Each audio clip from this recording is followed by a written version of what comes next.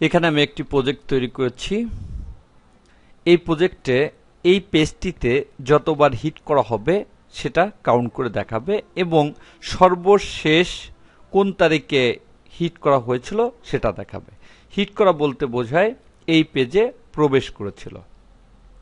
অনেক পেজে দেখা যায় সেই পেজে কতবার প্রবেশ করা হয়েছে তার একটা কাউন্টিং দেখায়।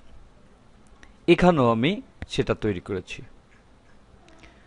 এখানে একটা ফাইল ওপেন করা দেখতে পাচ্ছি, visitor under score count dot PSP নামে ফাইলটি রয়েছে প্রজেক্ট 2 ফোল্ডারের মধ্যে, ভিজিটর কাউন্ট ফোল্ডারের মধ্যে দেখতে পাচ্ছি ফাইলটি রয়েছে এখানে।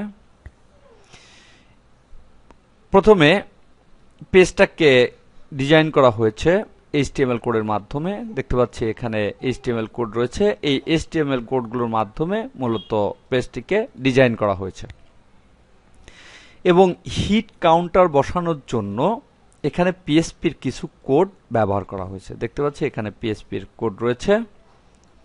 কোডে গেলে দেখা যাবে এখানে পিএসপির বেশ কিছু কোড ব্যবহার করা হয়েছে এবং এই তথ্যকে সেভ করার জন্য ইউজার ডাটাবেজের মধ্যে একটা টেবিল তৈরি করা হবে, যে টেবিলে এই তথ্যগুলো সেভ থাকবে।